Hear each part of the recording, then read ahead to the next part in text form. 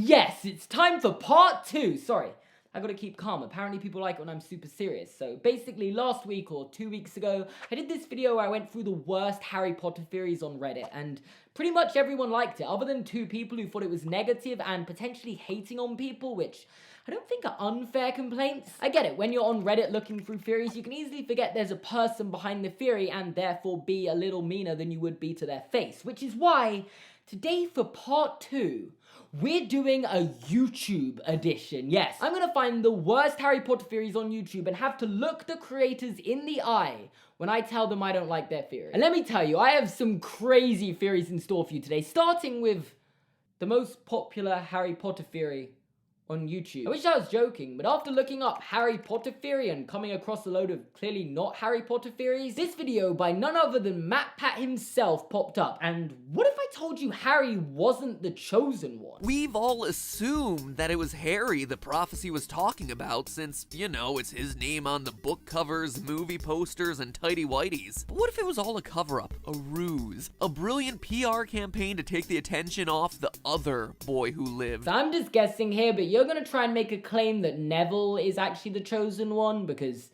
well, that's literally a silhouette of Neville. And I mean, yeah, that's fine. It's not as if that's literally a plot point from the books, but I mean, reading, who does that, right? Like, I get your film theory, so this is probably revolving around film canon, isn't it? Like, I love film canon. The chosen one. But I am the chosen one. I am the chosen one.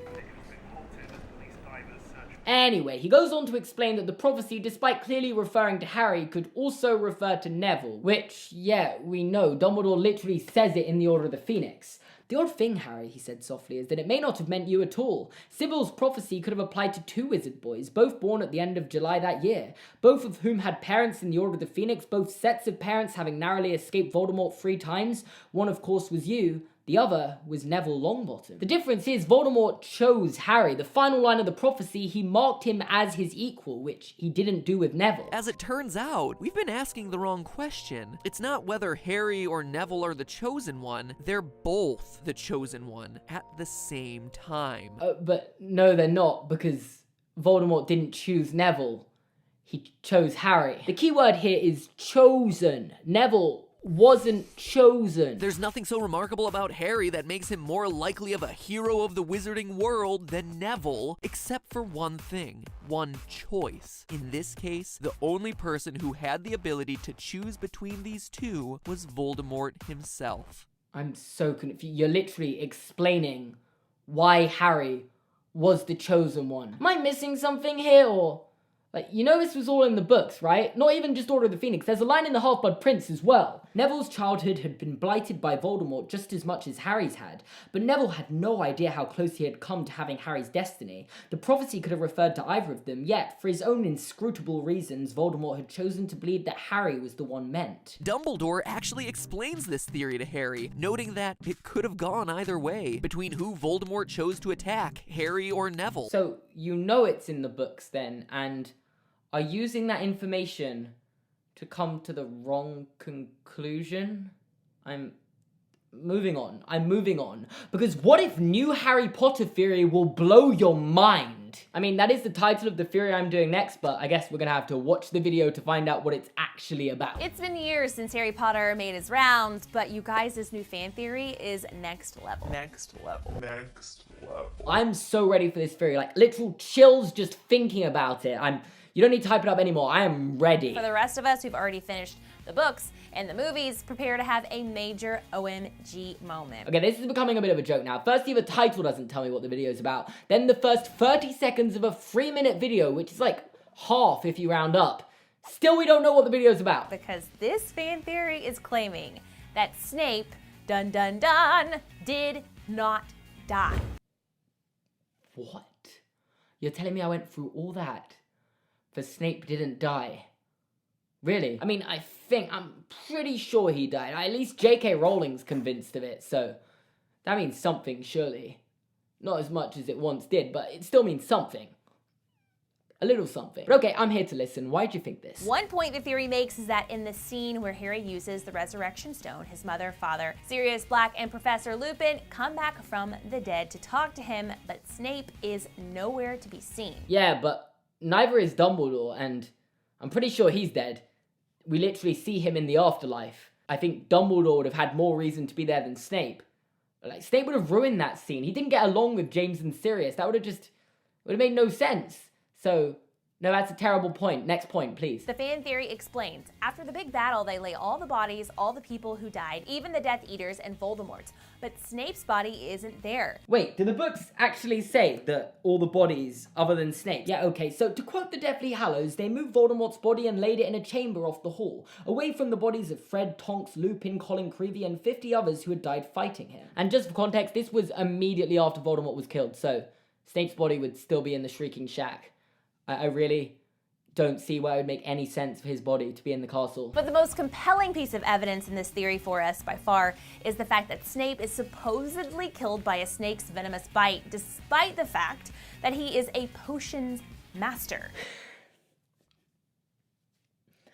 That was the best of the evidence, apparently, and, like, just because he's a potions master doesn't mean he has snake venom antidote with him everywhere he goes, nor does it protect him from having his throat slit. And I'm sorry, but I'm not buying it, which probably means we should move on to the next one, because what if I told you I can't really do it for this one? For context here, this is a theory about how Nagini meets Voldemort, which originally caught my eye because I made a video about how Nagini met Voldemort back in September last year. I suggested Voldemort met her after his demise but before the Goblet of Fire, and I don't think it's a bad theory. I still stand by it, which brings me on to Kevin Lohman, I don't know. And I honestly got a little scared because not only was it covering a similar topic to my video, but it was also released a few days earlier, so did I accidentally rip this guy off? Fortunately, I didn't. We went in two very different directions, but I do want to give Kevin a shout out because he makes very good videos and doesn't have nearly enough subscribers for his content, and I've just subscribed myself, so you should do the same. I'll leave a link for you in the description down below. Unfortunately, though, this is where I'm going to have to deconstruct your theory because at the end of the day, I'm my own biggest fan. I think Nagini is going to join Grindelwald's forces, but Grindelwald will be defeated in 1945, concurrent with the end of World War II. I think that is going to be when she meets Voldemort. Okay, so I'm still not sure Nagini will join Grindelwald, but to be fair, this was made before The Crimes of Grindelwald came out, and she made the decision not to join him, so I'll give you the benefit of the doubt. And while the idea of Nagini meeting Voldemort after Grindelwald's fall in 1945 is nice, that's definitely not the right word. There just isn't any evidence in favor of Voldemort having a snake during his first rise to power. Like, other than Dumbledore, no one mentions knowing he ever had a snake, which just seems weird considering it's such like a important feature of his personality. Now, the only other character that we have also heard of who has a serious blood curse is Astoria Malfoy, Draco's wife in Cursed Child. Hey, let's skip through this a little. And if I'm right about her age, that would mean Nagini is around 37, the exact same age when Astoria Malfoy died or transformed. No, Kevin, you can't use a play that wasn't written by J.K. Rowling as evidence. She doesn't know what happened in it. On a real note, this theory isn't even bad. Like, if they end Nagini's story in Fantastic Beasts by her meeting a young Voldemort, I wouldn't be surprised. I'd actually say it's probably likely. Even though I feel like the evidence goes against it, I don't think J.K. Rowling really cares at this point. Oh, also, I've just gone into the comments and someone literally said, I like Seamus Gorman theory a bit better. And he replied with, don't tell anyone, but so did I. I like this guy. You guys better go support him. Show him all the love in the world from me, okay? He's got some genuinely good videos, and while I don't entirely agree with this one, it's still well made, other than, you know, when he mentioned the thing that you shouldn't mention. Kevin, you've made me feel guilty, man. Maybe those two commenters were right. This probably is me. But I'm not the kind of person to quit while they're ahead, so I guess it's time to turn to the worst Harry Potter. I'm joking, before you guys get angry at me. But you know, looking through their channel, there are sometimes I have to genuinely stop and think, what on earth are you thinking with that Hufflepuff's cup and Slytherin's locket theory? And I don't. Like, as Joey Muriel points out in the comments section, Seamus is acting pretty cringe when he said, and I don't. Then again, he's always kind of cringe. Not hating, I subscribed, smiley face. Thanks, bud. I appreciate it. And I hope you're watching this video, because I've got some real cringe coming for you now, because what if Nicholas Flamel was actually Santa Claus? Yes, this is a real video I made back in 2016. No, I am not looking forward to this. I mean, even the description, so I don't 100% agree with this theory. You sure know how to make a sale, Seamus. You know, I guess Santa Claus is supposedly immortal, as was Nicholas Flamel because of the Philosopher's Stone. I don't know if it's just me, but when watching old videos back, everything just feels so forced, like, ugh.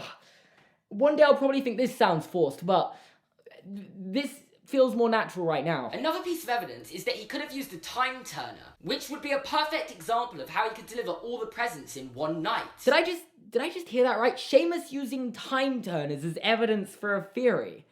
You know it must be 2016. Can you elaborate on how Nicholas Flamel got this time turner? Okay, that's fine. His house cells basically fit the bill perfectly for these so-called helpers. Hermione would not approve of that. Oh, that is some forced humor. I don't know if I can get through this. And you know how Santa's known for coming down the chimney? What if I told you that was him using flu powder? Nope, I can't do this. Here's a quick history lesson for you, Seamus. This is Nicholas Flamel. This is St. Nicholas. And we are not the same person. Also, we meet Nicholas Flamel in The Crimes of Grindelwald, and I can confirm he lives in France, not the North Pole, so definitely not Santa Claus. Okay, I'm done. That is all for Worst Harry Potter Theories YouTube edition. Was this a successful experiment? No, probably not. But on the bright side, we found possibly the worst ever Harry Potter theory in the least expected place. Hufflepuff's cup producing wine. Seriously, where did that even come from? That's a funny joke to end my video on. Like, everyone's gonna be cracking up in their seats right now. Anyway, thank you so much for watching this video all the way to the end. If you enjoyed it, please make sure to leave a like. The last video nearly got 10,000 likes, but it didn't quite. So if this video can get 10,000 likes, you're guaranteed a part 3. So yeah. And you can subscribe to my channel by clicking here. You can watch another video by clicking here. You can check out my Patreon here and in the description down below. It'd mean the world if you could support me on there. Thanks for watching, and I'll see you guys next time.